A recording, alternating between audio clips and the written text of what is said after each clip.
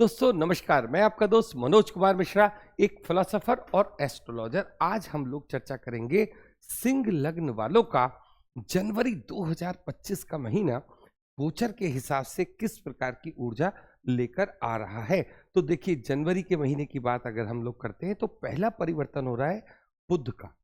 और ये लग्न देखनी तो अब आपसे आ ही गई कि अगर पहले पहले वाले भाव में 5 का अंक लिखा है तो ये सिंह लग्न की कुंडली है। देखिए, बुध का परिवर्तन हो रहा है 5 जनवरी को। बुध वृश्चिक राशि से निकलकर धनु राशि में आ जाएंगे और 25 जनवरी को ये धनु राशि से निकलकर मकर राशि में आ जाएंगे। सूर्य जो इस समय धनु राशि में चल रहे हैं, हमारे लग्नेश भी है, वो 15 जनवरी को मकर राशि में आ जाएंगे और 15 जनवरी को सभी लोग मकर संक्रांति भी मनाएंगे। अगर बात कर लेते हैं हम लोग इस समय शुक्र की, तो शुक्र वैसे तो 28 जनवरी तक यहाँ बैठे हुए हैं और 29 तारीख को इनका प्रवेश कहाँ हो जाएगा? मीन राशि में हो जाएगा। गुरुदेव बृहस्पति पूरा का पूरा महीना वक्री पोजीशन में वृषभ राशि में गोचर करते रहेंगे। मंगल 21 तारीख को, मंगल इस समय वक्री पोजीशन में चल रहे हैं और 21 जनवरी को ये मिथुन राशि में आ जाएंगे। वहां पर भी ये वक्री पोजीशन में ही रहेंगे। और बात कर लेते हैं राहु की, पूरे महीने मीन राशि में गोचर करेंगे। केतु हमारे कन्या राशि में गोचर करते रहेंगे और शनि की बात करते हैं तो मार्गी पोजीशन में अपनी ही राशि कुंभ राशि में ही गोचर करते रहेंगे। तो अब बात करते हैं डेट वाइज प्रिडिक्शन की। 1 तारीख, 27 और 28 टाइम फॉर चिल्ड्रेन, थोड़ा बच्चों की तरफ ध्यान देने का समय या उनके साथ नया साल मनाने का समय। 2, 3, 29 और 30 ये है कुछ नया जॉब। देखो, ये जॉब टाइम का मतलब होता है कि या तो कोई नई अपॉर्चुनिटी आपके पास आएगी या आपका प्रमोशन वगैरह इस डेट्स पर हो सकता है। 4, 5, 17, 18 और 31 लव एंड रोमांस के लिए टाइम है। 6, 7, 19 से लेकर 21 ट्रबल्ड माइंड, ऐसे समय में हमें कोई बिग डिसीजन नहीं लेना होता। 14, 8 तारीख से लेकर 14 गुड टाइम है।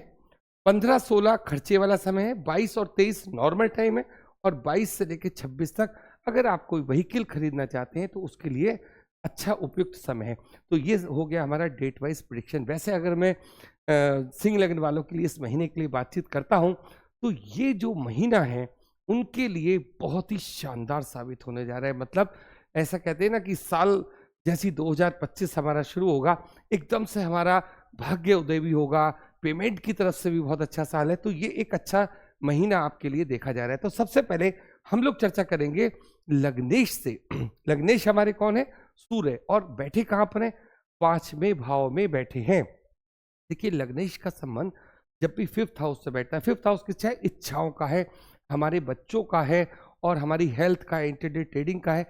तो आपको कुछ अच्छी न्यूज़ मिलेगी अपने बच्चों की तरफ से। जो लोग कंसीव करना चाहती हैं महिलाएं, उनके लिए भी टाइम ये अच्छा है।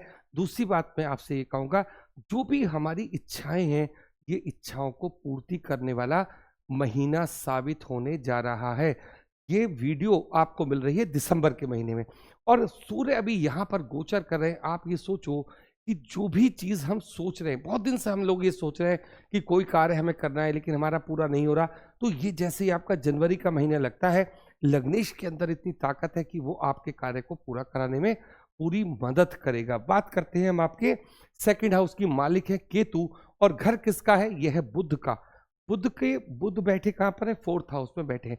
तो देखिए, आपका जो खर्चा है इस समय, मतलब जो सेकंड हाउस हमारा किस चीज़ का होता है? सेकंड हाउस है हमारे संस्कार का, हमारे पैसे का, जो लॉन्ग टर्म हम इन्वेस्ट करते हैं। तो जो हमारा पैसा कहाँ लगेगा? या तो हम कोई लैंड खरीदेंगे या फिर हम कोई व्हीकल वगैरह पर भी खर्च कर सकते हैं। तो ये चीज़ भी आपको समझनी है। लेकिन अगर हम लोग बात करते हैं 3rd हाउस की, मालिक कौन है? शुक्र। बैठे कहाँ पर हैं? 7th हाउस में बैठे। शुक्र के 2 भाव हैं, एक हमारा 10वां घर, मतलब जो हमारा ये 10th हाउस है, और एक ये।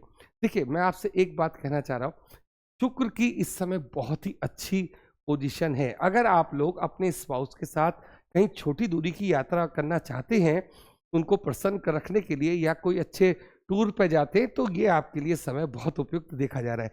बात करते हैं आपके 4th हाउस की। मालिक है मंगल, जो कि बैठे हैं 4th हाउस में, और यहाँ पर जो बैठे हैं बुध, वो 11th हाउस के मालिक है और 2nd हाउस के मालिक है। बुध 4th हाउस में बैठे हैं। देखिए, कोई भी प्रॉपर्टी इस समय हमें खरीदनी है तो थोड़ा सा सोच समझ के खरीदनी है। गुरुदेव बृहस्पति की वहाँ निगाह है, आपसे कोई गलती भी हो रही होगी तो उसको बचा लेंगे, लेकिन थोड़ा सा ऑब्जर्वेशन आपका भी चाहिए। जो भी चीज आप चाहते हैं इस समय, मतलब प्रॉपर्टी से संबंधित, ये सारे एक्शन आप इस महीने ले सकते हैं।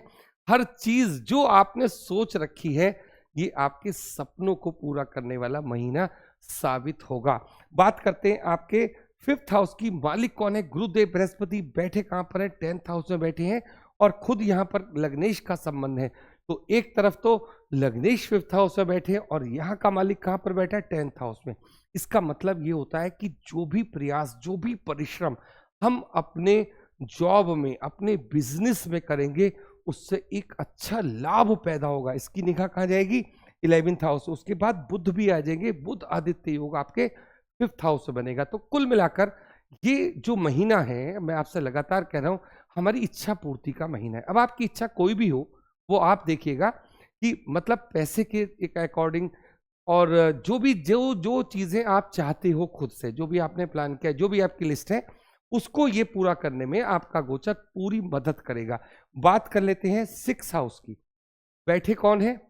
कोई ग्रह नहीं है, लेकिन 15 तारीख के बाद कौन आएंगे? सूर्य।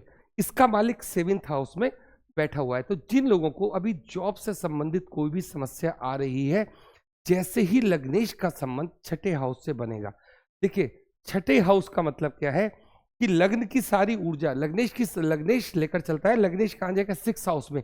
अभी तक तो हमें जितना 15 तारीख तक क्या था, जो सोचा वो पूरा किया, जो सोचा है वो पूरा किया, लेकिन जैसी लग्नेश का संबंध 6th हाउस से बनेगा, जीवन में थोड़ा संघर्ष बनेगा, लेकिन इस संघर्ष से भी आप क्या कमाएंगे? पैसा ही कमाएंगे। जिन लोगों की अभी जॉब नहीं लगी है या जिन लोगों का प्रमोशन नहीं हुआ है, 15 जनवरी के बाद आप देखोगे कि एक अच्छा समय आप अपने प्रमोशन में, अपने बिजनेस में ये चीज देखेंगे, लेकिन थोड़ा स्ट्रगल, मतलब प्रयास करने के बाद सफलता आपको मिलेगी। अब देखिए, बात करते हैं 7th हाउस की। ये एक बहुत ही अच्छा कॉम्बिनेशन आप देख रहे हैं। 7th हाउस का मालिक 7th हाउस में है और मतलब प्रेम का स्वामी जो हमारा शुक्र है, वो हमारे 7th हाउस में ही इस समय गोचर कर रहा है। तो सिर्फ आपको छोटा सा बात समझनी है कि स्पाउस के साथ अगर हमारी पिछले कुछ दिनों से अंडरस्टैंडिंग खराब चल रही थी, मिसअंडरस्टैंडिंग हो रही थी, हम कहते कुछ हैं, वो समझती कुछ है, मतलब आपस में थोड़ा झगड़ा था, तो ये वो समय है कि जब शुक्र यहाँ पर आ गए तो आपको उनकी पूरी, मतलब आपकी सारी इच्छाएं पूरा करने के लिए, अगर आप चाहते हो उनके साथ समय खर्च करना, उनको कहीं घूमने के लिए लेकर जाना है या उनके लिए कुछ करने का समय है, कोई भी बात अगर आप लोगों के आपस में बीच में चल रही है, तो शुक्र आने के बाद क्या करेंगे? पिछली सारी बातों को हटा के एक नए संबंध की तरफ आप एकदम आगे बढ़ने का समय आपको प्रोवाइड कराएंगे। और ये पूरा महीना आप लोगों के लिए, जिसे कहते हैं ना, एकदम गोल्डन टाइम लेकर आ रहा है आपस के संबंधों के लिए। अब हम लोग बात करते हैं राहु की। ये कौन है? राहु किसकी तरह वर्क करेंगे? गुरुदेव बृहस्पति की राशि में बैठे हैं, गुरुदेव की तरह वर्क करेंगे। कहने का मतलब ये है कि जो लोग बहुत समय से किसी रिसर्च कार्य में जुड़े हुए हैं, लगातार किसी मेहनत में लगे हुए हैं और कोई चीज सामने लेकर आना चाहते हैं पब्लिक के सामने, तो ये वो समय है कि जो आप चाहते हो, जिस पर आपने बहुत समय खर्च किया है, उस तरीके के किसी कार्य से आपको पैसा बनेगा, मतलब काफी पैसा आएगा। बहुत सारे लोग मतलब रिसर्च करते हैं शेयर मार्केट के ऊपर ही, तो अब उनके पास कुछ ना कुछ ऐसी टेक्निक आएगी या कोई ऐसा शेयर वो ढूंढ लेंगे जिसमें उनको प्रॉफिट होने के चांसेस बढ़ जाएंगे। बात कर लेते हैं, देखिए हम आपसे, आपके 9th हाउस की मालिक कौन है? मंगल। बैठे कहां पर है? 12th हाउस में बैठे। देखिए यहाँ पर जो मंगल की जो ऊर्जा है, इस समय दंगल वाली ऊर्जा है, उनके पास ऊर्जा की कमी है, मतलब ये हमारे नीच की राशि में होते हैं, कर्क राशि में मंगल, और इस समय कैसे चल रहे हैं? थोड़ा वक्री पोजीशन में चल रहे हैं, तो चोट फेट का खतरा भी हमें रहेगा, तो इस चीज को भी हमें थोड़ा ख्याल रखना है। बात कर लेते हैं 10th हाउस की। मालिक है शुक्र, बैठे हैं 7th हाउस में और खुद बृहस्पति देव कहाँ बैठे हैं? शुक्र की राशि में। मेरा कहने का, मेरा सिर्फ आपसे मतलब यह है, 10वां घर ही वो घर है जिसमें हम काम करते हैं, वो हमारे हाथ में है।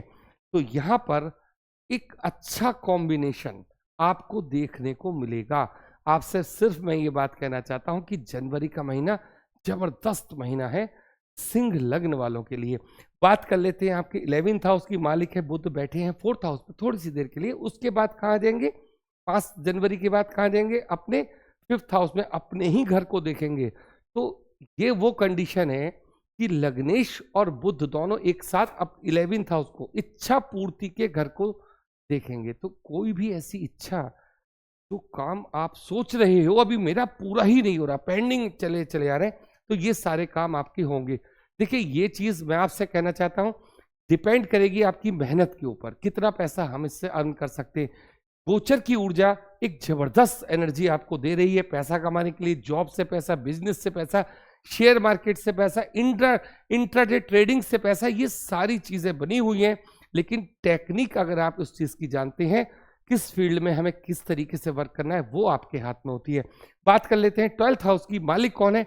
मंगल। इस समय कहाँ बैठे हैं? कर्क राशि में बैठे हैं, नीच की पोजीशन में बैठे, वक्री चल रहे हैं। तो जब भी कोई क्रूर ग्रह वक्री पोजीशन में होता है तो उसका चेष्टाफल जबरदस्त बढ़ जाता है। मतलब यहां पर मंगल अपनी पूरी तरीके से नेगेटिव ऊर्जा देने के लिए है। लेकिन आपका जो मंगल है, ये भी ध्यान रखिएगा कि भाग्य का मालिक है।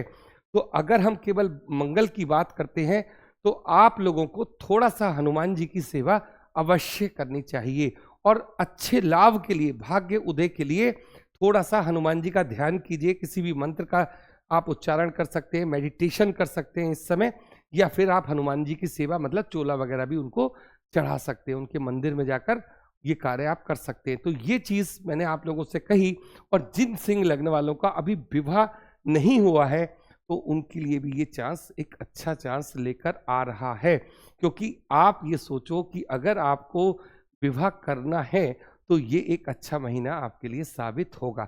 तो आज के लिए इतना ही। आप लोगों ने इतना ध्यान दिया, इतना समय दिया, उसके लिए बहुत बहुत धन्यवाद। Thank you.